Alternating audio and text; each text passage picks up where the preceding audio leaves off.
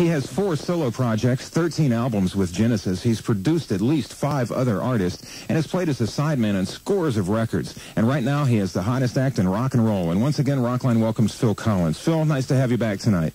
Good evening. How was the concert in Cleveland this evening? It was your second sold-out night there. How was the concert? Very good. Yeah, I think everyone enjoyed it. We had a good time. We had 2 good nights there.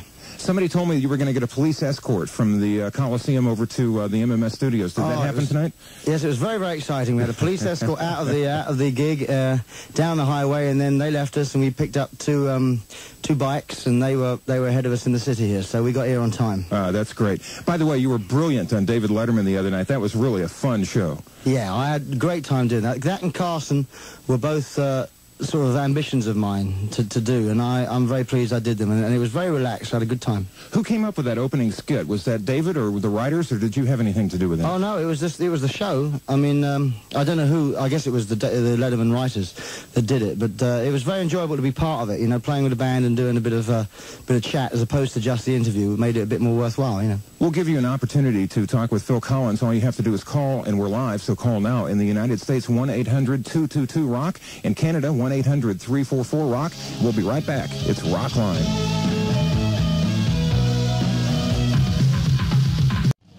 It's a special edition of Rockline tonight, and Phil Collins is our guest for the full 90 minutes, and we have a phone call for Phil, our first for the evening. From Reno, Nevada, listening to 105.7 KOZZ, we have Sue on the show. Hi, Sue. Hi. Hi, Phil. Hi. Hello, Sue. They said when I called I could mention to you that my letter about you was printed in Rolling Stone this issue. Oh, yes, I think I've read it, yeah. Well, I'm a very big fan of yours, and this is really a thrill for me to talk to you. That's my pleasure. I wanted to ask you what inspired you to name your first touring band the Fabulous Jacuzzis and then revise it to the Hot Tub Club for this tour. Well, originally it was it's a thread of humor that runs through the group. I mean, I like humor. It's one of my other things in life, and we have a sort of conversational thing in the band where I would instead of saying, if I rang someone up in the group, if I rang Peter Robinson up, I'd say, instead of saying, "Hello, Pete, how are you?" I'd say, "Pad," and then he'd say, "Scene," back to me, and I'd say, "Cats," and he'd say, "Fabulous," and I'd say, "Jacuzzi." So we went through all these 50s words, you see, and eventually, when we decided to go out on the road, we thought that maybe we could use this, and so we decided to call ourselves the Fabulous Jacuzzis, because jacuzzi was a 60s thing, 70s thing, and fabulous was a 60s, 70s word. And so we thought we call ourselves the Fabulous Jacuzzis. And then when we came out this time, we thought we'd try and change the theme, but still have a thread the same. So we called it the Hot Tub Club, because of the hot tub and jacuzzi comparison. And in Australia, we actually had a string section that toured with us because of the musicians' union rules.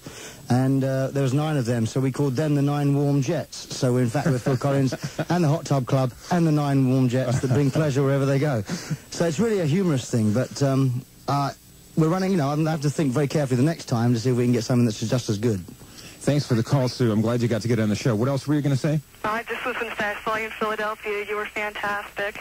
Thank you, Sue. All right, thanks for the call. Glad you enjoyed it. We'll talk to Troy now. It's his turn. He is in Toledo, Ohio, listening to FM 104. You're on the show, Troy. How you doing, Phil?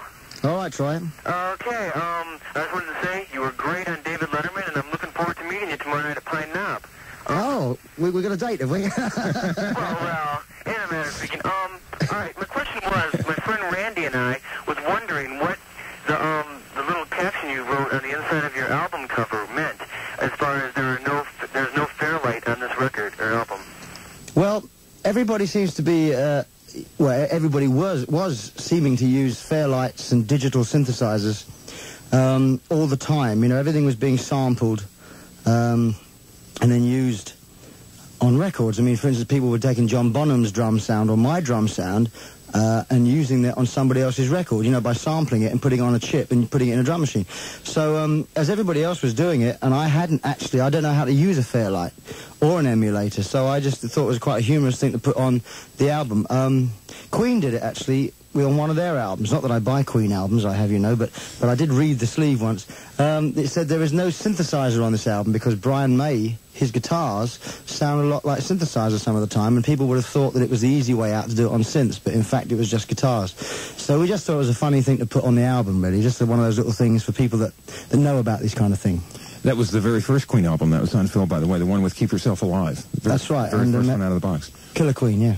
Yeah, yeah. Well, actually, that was on Sheer Heart Attack, I think. Which was it? I'm sorry. I'm not a Queen fan. I'm sorry. But Thanks for the call, Troy. We'll talk to Lisa now. She's in London, Ontario. Our affiliate there is CJBK. Hi, Lisa. Hi. Hello, Lisa. How are you, Phil? Oh, I'm very well, thank you. Oh, that's great here.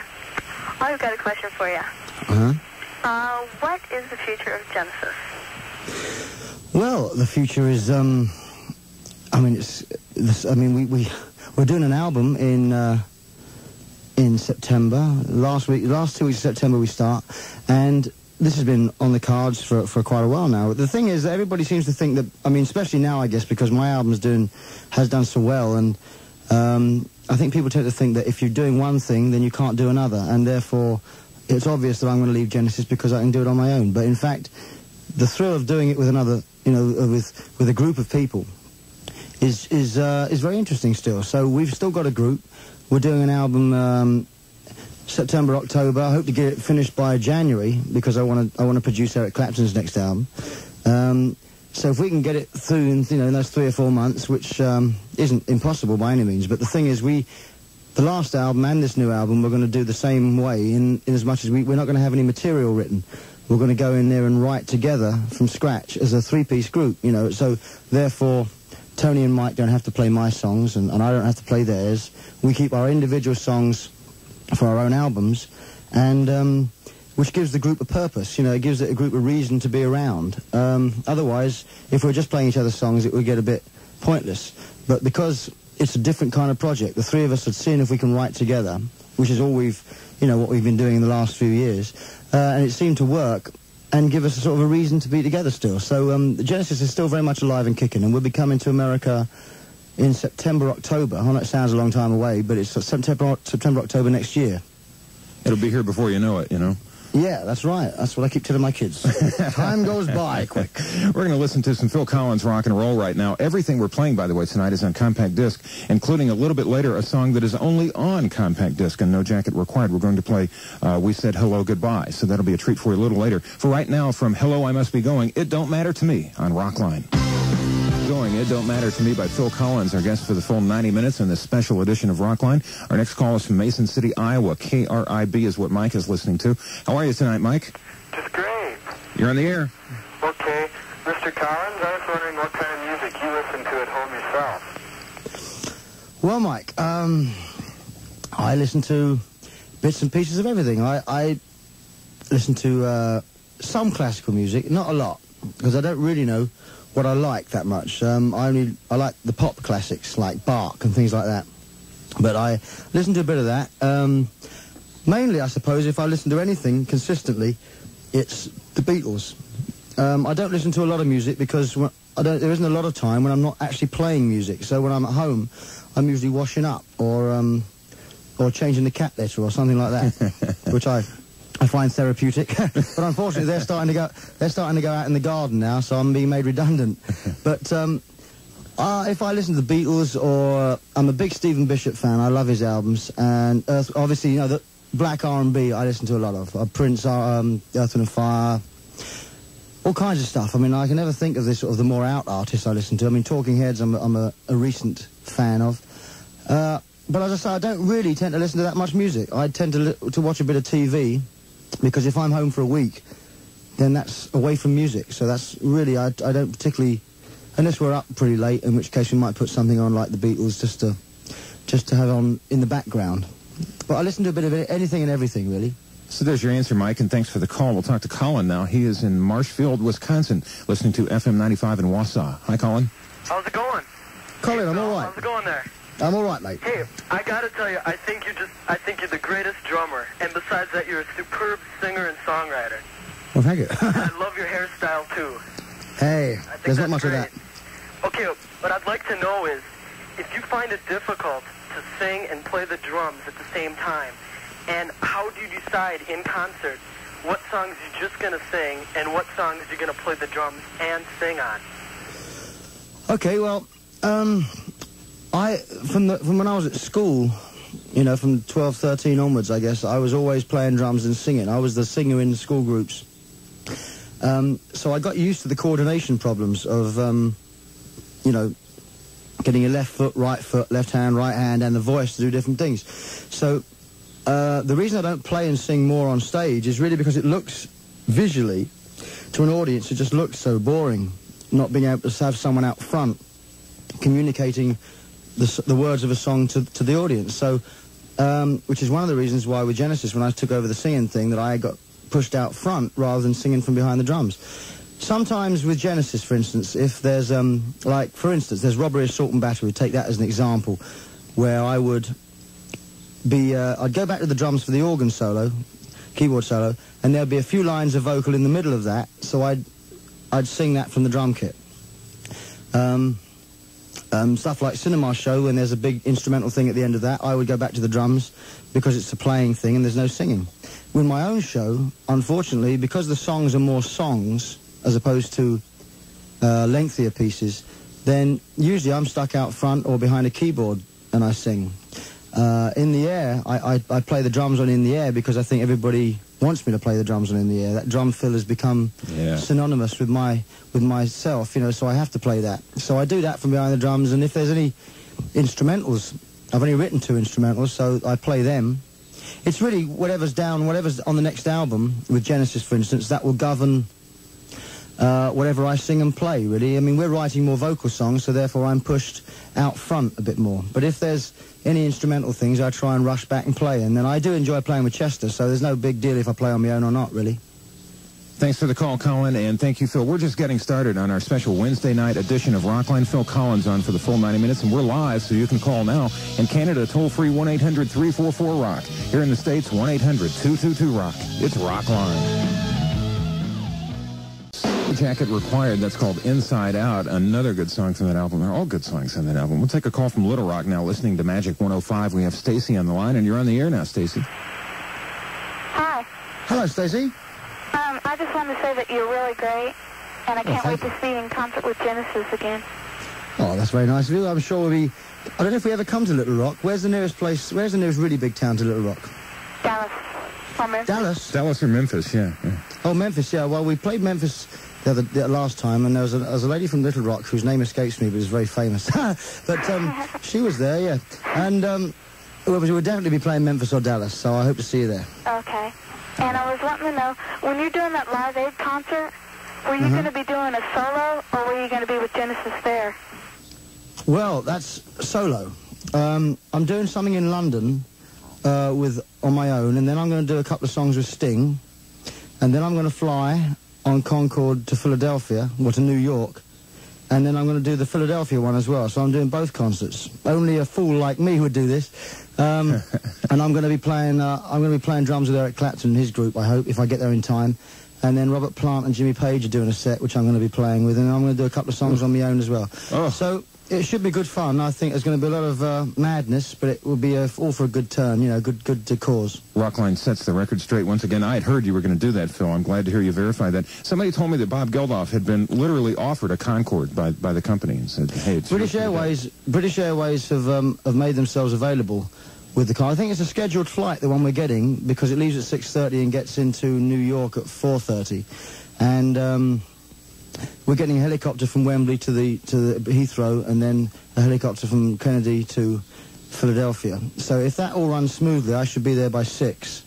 I'll have an hour to chat to Robert Plant about what we're going to play, and then we're going to do the rest. Is hopefully going to be history. But I think it's just exciting to go there. I'm going to do a couple of songs on my own towards the end, and it'll just be a worthwhile day. I mean, if you're going to get involved in it, you might as well put the whole thing into it, and you know, I'll just be jet lagged for a couple of days afterwards, but it's all for a good cause. That sounds great. We're talking state of the art here, folks. Let's take a call from Sandy. She's in Vernon, Connecticut.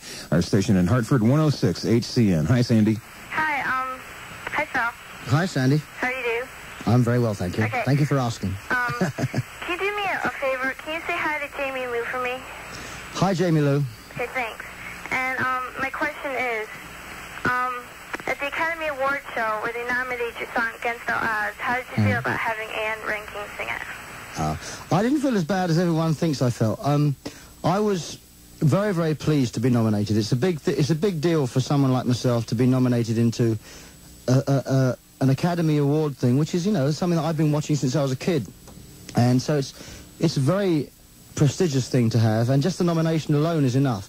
I was going to be in LA for the awards anyway. I just thought it made sense for me to sing if I was there. It was my song. They decided against it, so that's history now, and there's nothing we can do about it.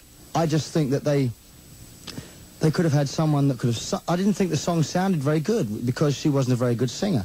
So if they'd have had a singer and her dancing, that would have been better than nothing. But the song, fortunately, the votes were cast before her performance. Otherwise, I probably would have come a close 6th out of 5 of us.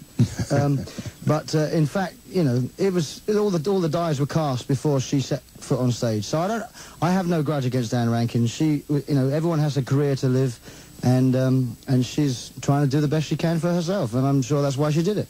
We're going to play the real version of that song in just 1 second. We talked about Live Aid just a second ago, though, and I want to take a moment to mention something that WMMS in Cleveland has come up with, along with other people in the Cleveland community.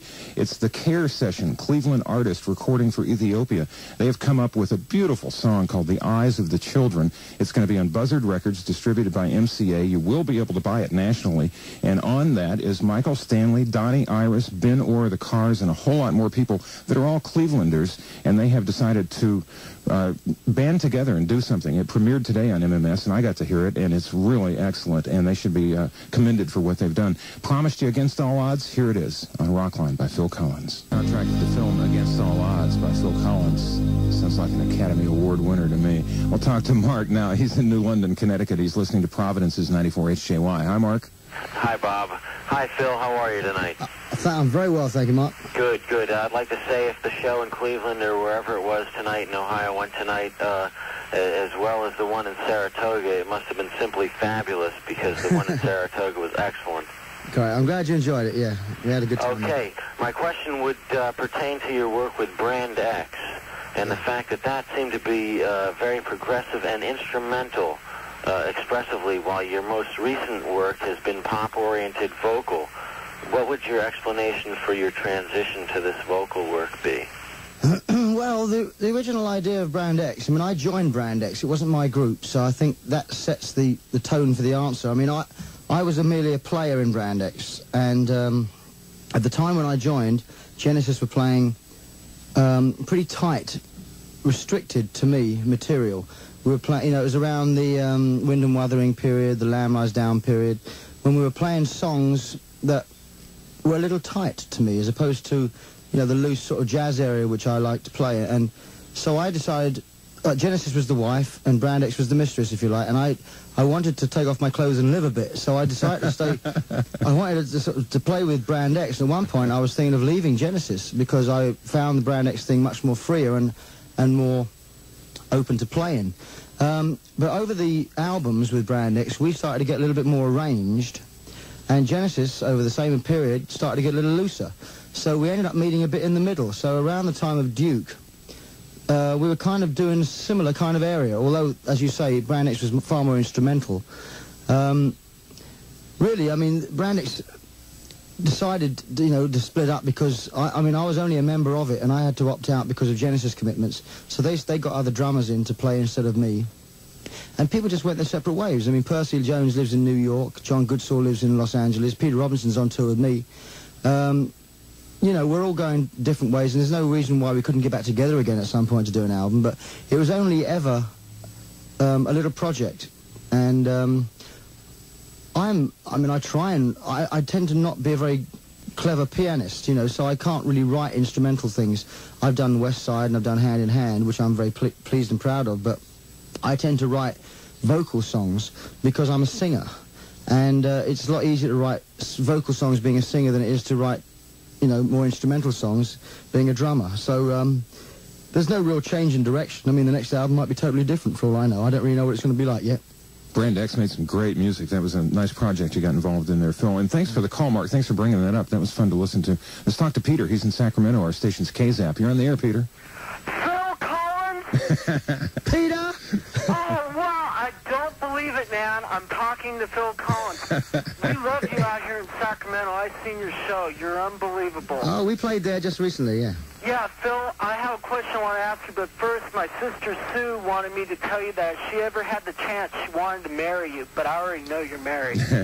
But she wants to marry you. Don't forget that. Anyway, I won't forget that. I wanted to ask you, I know you have an acting career, and you were talented in England and everything. I was talented in England. I'm not so talented in America. Well, hey, you no, I'm just joking. Believe me. Anyways, I heard that, I read an article here that you requested to be on Miami Vice. I wanted to know if they were going to put you on there. Well, they used my music a couple of times, and they actually asked me if I would like to be in it. And originally, I forget whether I said yes or no, because I didn't know what time they were talking about doing it. But I met a couple of the guys, the producer. I think it was the producer or the director, I can't remember now, in Los Angeles when I was there just recently. And he saw the show and he really liked the comedy aspect of it. And so I think they're going to write a part for me, which is a game show host who presumably has drug connections somewhere. And it would be quite a big part in the thing. Originally it was supposed to be a cameo part, you know, but I think now they're going to write a part which will be quite an important part of the show, and I would like to do it very much. I want to get back into acting gently, because I had some pretty, you know, unfulfilling, unexciting experiences as a child, well, teenager, not a child, acting, and I kind of didn't like certain aspects of it. But I think if I go in there and people respect what I'm going to be doing, then I'd like to ease myself back gently into it, and this seems a good opportunity to do it. Oh, yeah, what a great vehicle for you. It couldn't be any more tailor-made, I don't think. Time for some more rock and roll night right now. This will be the new single released in, I think, about a couple of weeks from No Jacket Required, Don't Lose My Number on Rockline by Phil Collins. It's a special Wednesday night edition of Rockline with Phil Collins. I'm Bob Coburn. We have a call from Ottawa, Ontario. Our station is CFRA. Julie, you're on the Rockline. Hi, Phil. Hi. How are you? I'm very well, thank you. My question to you is, why did you shave off your beard? Oh. Well, my wife didn't like it very much, and so I had to shave it off. I look a bit older with my beard, so I'm just trying to be youthful and energetic, you know. No, I don't like shaving that much, so I tend to sort of let it go for 2 or 3, 4 days, and then rip it off, and then let it go for 2, 3, 4 days, and rip it off. But there's no real reason behind it. I just get bored with it. You know, I get bored with my own appearance, so I just keep changing it. Thanks for the call, Julie. We'll talk to Jackie now in Twin Lake, Michigan, listening to LAV-FM in Grand Rapids. You're on the air, Jackie. Hi, Phil. Hi, Jackie. Do you think it would be a little pushy to ask you to say hi to my friend Sarah? Hi, Sarah. Okay, thanks. Yeah, that would be too pushy. Okay. In the past, you've worked with a lot of different artists, you know, like touring with Robert Plant and, you know, singing with Philip Bailey, plus your solo career and Genesis. And now that you're extremely successful now, do you think you'll have the time to work with all these artists in the future? Oh, yeah. Yeah, I try and fit everything in a sort of circular sort of pattern. I mean, I'm doing the Genesis thing next. After Genesis goes out on the road, I won't be rushing back to the studio to do my own thing. I'll leave that for a couple of years. Well, I mean, it won't feel like a couple of years, I hope, but I mean, I won't be in a rush to go back into the studio for my own thing. I shall be in 1987, which sounds like a long way away, but in fact it isn't, because 86 is going to be mainly Genesis stuff. I hope to do a lot of producing. There's a few things I really want to try and do, and so I will, you know, I might not come out on tour with people. I think the thing with Robert Plant was a really one-off thing. I was on the albums that he did, and I wanted to be part of it and help him to come back, you know, from the Zeppelin thing, and help to be there when he came back on the road. So that was good fun for me, as well as helping him, I hope.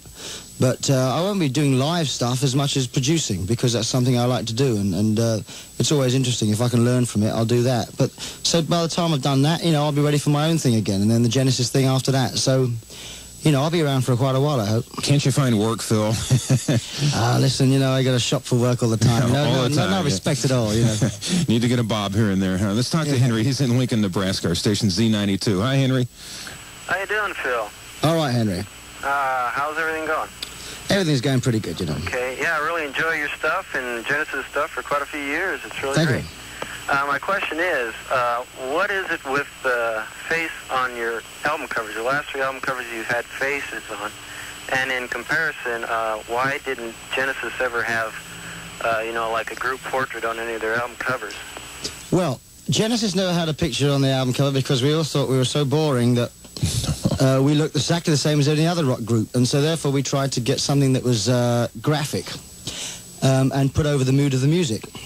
So, having done that for 13 or 14 records, when it came down to my record, I thought that the thing that would be significant to someone looking at a cover, to see a picture of me on the front, would help highlight a change. I mean, when I first did my first album, the most important thing was to highlight to people that it was on a different label. I mean, not in this country, but in Europe, where people tend to think more of this kind of thing. They want to sort of, if there's a difference, you have to ram it down their throat. It was on a different label. Everything was handwritten. It was a picture of me. And it was so different from the Genesis thing, which seemed to be a little bit removed, that it helped to show people that the music that was on the record might be different from the Genesis music. So that's one of the reasons I did it. Then the second album, I thought, well, I've done one angle, the face, you know, the basic idea of the first one was to get inside, as close to the person's face as possible, because it was a very autobiographical album. But the second one, I was happier. So we did it in colour, you know. I did change the angle of the head so that it was like part of a set. And then when it came out and doing the third album, I wanted a change. I didn't want my face on the front. But I saw so many duff album covers and so many ideas that didn't really appeal to me at all that I just went with me again. So I sort of thought of a different angle and a sort of... The music was hotter, so I wanted a hot photograph. So that's why it was like it was. I mean, I know it seems very egotistical. I mean, it's not the reason at all. I mean, it's not like I want a picture of me on the front. It's just that my albums are very personal things to me. And so therefore, the picture of me on the front is like, this is me, take it or leave it. You know, I'm not, you know, Mr. Eligible Bachelor or nothing. I mean, it's not like Simon Le Bon here. We're talking about something that is just a picture of a face that has got a personality which comes across in the music. And that is, you know, the reason, really. There's your answer, Henry, and thanks for the call. Some more rock and roll on compact disc now by Phil Collins from No Jacket Required. Take Me Home on Rockline. The name of that from No Jacket Required. Phil Collins, our guest for the full 90 minutes on this Wednesday night special edition of Rockline.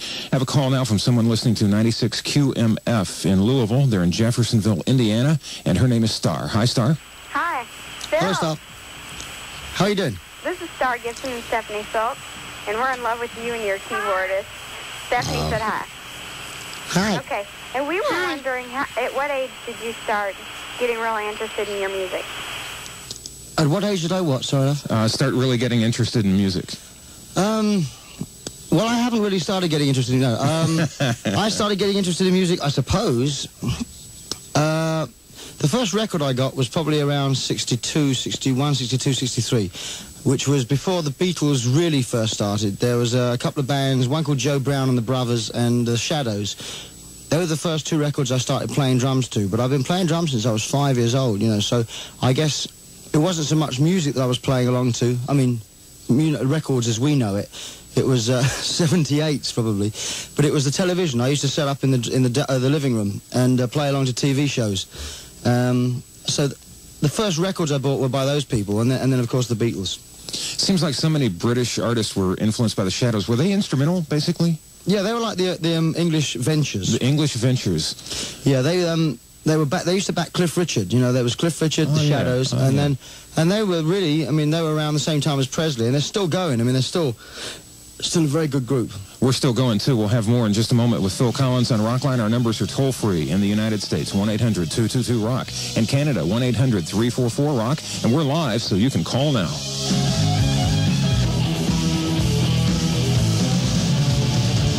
It's a special edition of Rockline. I'm Bob Coburn with Phil Collins, my guest for the full 90 minutes tonight.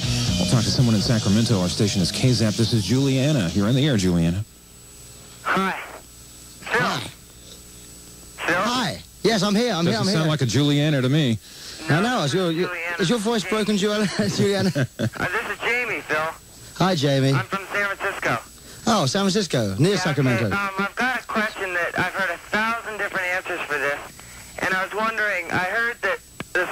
air tonight, you witnessed some kind of a murder or something like that. Is there some kind of a short summary you can give me for the definite or the meaning of that song? Well, that's way off. That song was... I'll try and be brief, but I mean, my songs, most of the lyrics of my songs, I try and write spontaneously. So if I sing stuff into the microphone at home onto the tape recorder, I will try and use that stuff as much as possible. In the Air Tonight was 99% improvised. There was just a couple of lines which I didn't have, and so it was all spontaneous. So I don't really know what it means. A psychologist would probably have a field day, but I don't really know what it means. I definitely didn't witness a murder, although, in fact, in Cleveland here, I've had a massage 2 nights running from this guy who actually said the same thing to me, that he'd heard the same story, which is a coincidence. So I don't know where it came from, but it's certainly nothing to do with that. It's just a song that was spontaneous thought, and obviously I was feeling a little tense that day. Rockline sets the record straight again. We'll talk to Sandy in Chicago, the Loop FM 98, our station. Hi, Sandy. Hi. Hi, Phil, Sandy. I was wondering if your new album is going to have any of the old progressive songs, old progressive rock influences, or it's going to be more like Abacab and Duke? The new Genesis album, yeah. Genesis album. Well, we don't know, to be honest. I mean, it's tricky because some of our old fans, you know, they want us to play the old stuff or the old style of music. And we write songs that are reflective of what we've listened to since the last time we wrote songs together. So really, it's hard to say.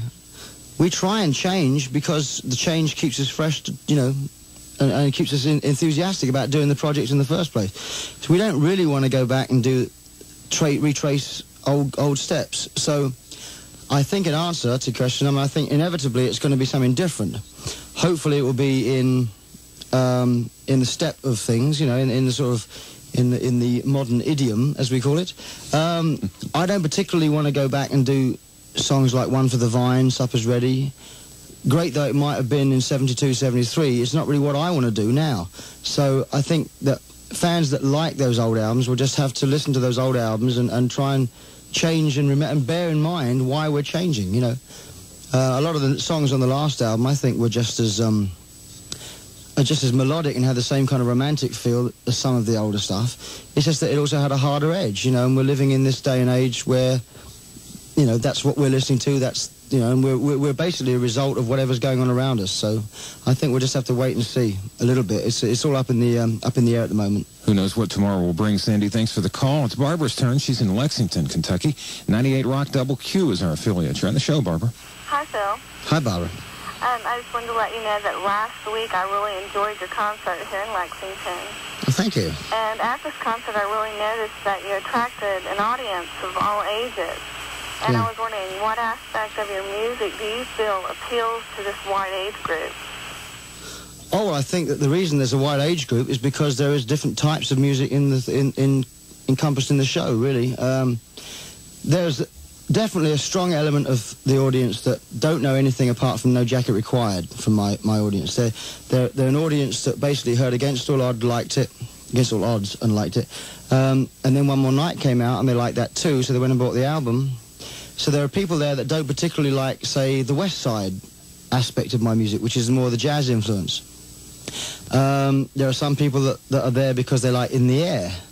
I mean, you know, it basically, there are people all over the audience, and there's them older people that maybe stick with Genesis from the beginning and like more melodic rock. I don't know. I'm pleased that the audience is across the board because, I mean, I don't particularly, the last thing on my mind is to become a Barry Manilow. But at the same time, you know, I like to listen to different types of music, as we talked about earlier, and so therefore that will reflect in what I write, and I write different types of songs, and some people will be there mainly for One More Night, and If Leaving Me Is Easy and Against All Odds, and other people will be there mainly for In the Air, and maybe, you know, some of the more instrumental things that I'm playing the drums on. I don't care anymore, stuff like that. But it's you know, I am very aware that most of the audience on this last tour has been more recent than maybe Face Value and Hello I Must Be Going. I think a lot of them are more familiar with the new stuff, let alone being familiar with Genesis stuff. They probably don't know half of the Genesis songs at all. couple of notes about this next song we're going to play. First, there is an orchestral introduction to the song that we have eliminated for brevity's sake. Secondly, it is only on compact disc. Name of the song is We Said Hello Goodbye. Why only on CD? Phil, what's the answer to that? Well, I over-recorded for the album, and we literally couldn't fit any more music on the album. And I was very pleased with the songs that we had to leave off, one of which is going to appear in a film called White Nights, which is got Michelle Brezhnikoff and Gregory Hines in it. And that's going to be a duet that I did with myself and a lady called Minnie Martin, which is it's a Stephen Bishop song. There's another one, which is this one we're going to play now, and also another one which is on a B-side called I Like the Way. And I was very pleased with all of them. I mean, David Frank played on the other one, I Like the Way. So, I mean, they're all songs that would have made it on the album, but just because of time, we couldn't fit them all on. But this is one, I think Kenny Rogers is going to do this one. I've crossed over the country. It came out nice. Here it is.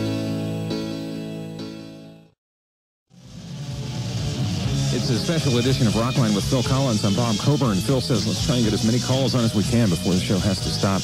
A call from Cleveland, and that's where Phil is located tonight at WMMS's studio. Greg, you're on the show. Hi, Phil. I'm calling Greg. from the rock and roll capital. How are you? All right. I'm very well, thanks. I'm Greg Volashin. All right, and Greg. I would just like to say you put on a brilliant show tonight. I was pleased in every way. Thank you. I would quickly like to bring to focus the sort of path that has led to your success.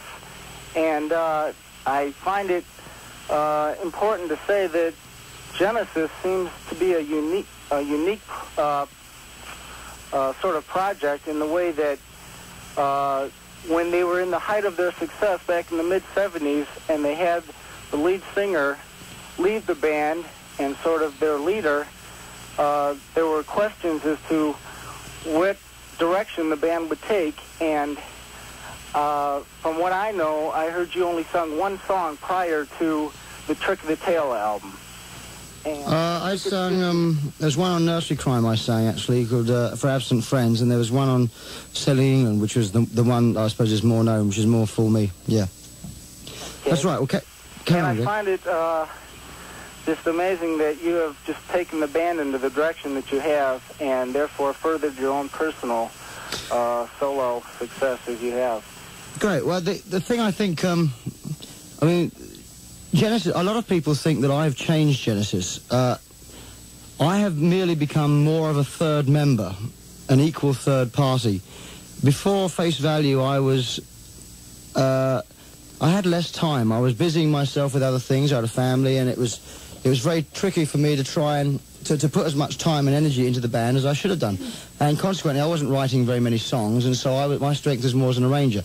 I put more of myself into the band when I found myself with more time on my hands, and so rather than changing the band, I've just become more of an equal part. So the things that have changed with Abacab and the last Genesis album really has been a group effort to try and move into the 80s, you know, and to not become a caricature of ourselves and to try and change our music and to, you know, to change with everything else that's changing around us. So although I am quite happy to take some of the credit, I certainly don't want to take all the blame from people that don't like what we're doing now. There's the same thing with, you know, I'm just as much responsible as the other two guys in the band. But, I mean, I know that probably wasn't the question, Greg, but I haven't actually changed Genesis for my own personal gain. I do what I do, which is whatever that is, and it changes from album to album, I'd like to think. And the Genesis thing is just continuing to grow. I think that people like to put people in boxes and think that Genesis do what they do. And I've come along and opened a box and taken them into another direction. I think everybody in the band, I mean, there's only 3 of us for crying out loud, but I mean, everybody in the band has wanted to change, and so we've all done it, you know. Thanks for the call, Greg. We're going to move on because we're running out of time and get Mary on the air. She's in Junction City, Kansas, listening to KJCK. Hi, Mary. Hi, Phil. Hi, Mary. How you doing? I'm doing pretty good. Okay. I watched Johnny Carson last week when you were on. I was just curious why you didn't sing any of your songs off your new album on there. Well, I'm a bit stuck for songs I can do on my own, really. In the Air was a bit too long for them. So you got to get a 3-minute format. You know, if you go on a show like that, you've got to stick to 3 minutes. And I don't write anything that's 3 minutes, apart from Against All Odds. The only one, they wanted to do 2 songs. I tried to do 1 song and have a longer chat, but they wanted to do 2 songs, so I was stuck with trying to do something else, and that was Roof is Leaking.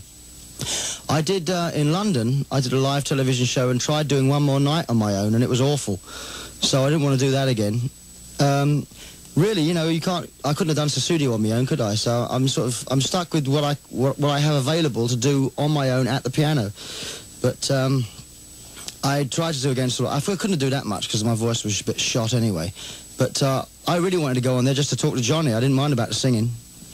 Thanks for the call, Mary. We appreciate it. I want to let you know that you can reach us through the mail as well as on the radio. Our Rockline address is P.O. Box S, Tarzana, California, 91356. Thanks to everyone for the excellent caliber of calls tonight that we've received. And our thanks go to John Gorman, Kid Leo, Rhonda Kiefer, Steve Church, and all of our Rockline production team at WMMS. Thanks for the hospitality, the courtesies, and the good line, too. Thanks to Phil Collins, too. Phil, I want to say something that we haven't mentioned so far, and that is when the album No Jacket Required first came out, within about 4 weeks it had gone to #1. One More Night was the #1 single. The album tailed off a little, stayed hot, and One More Night dropped off from #1. But the next Billboard, the #1 album in America, is going to be No Jacket Required, and the #1 single will be Sussudio. And I want to congratulate you on that. You got to feel good. Yeah, I do, very good. And I'd like to thank everybody for... I mean, it's been a fantastic year for me.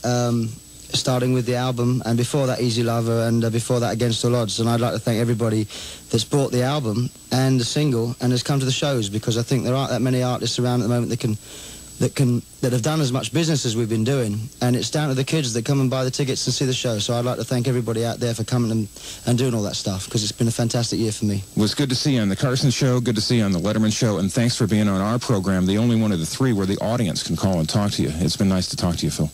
Thanks for having me. I'm BC, and I hope you've enjoyed this special edition of Rockline.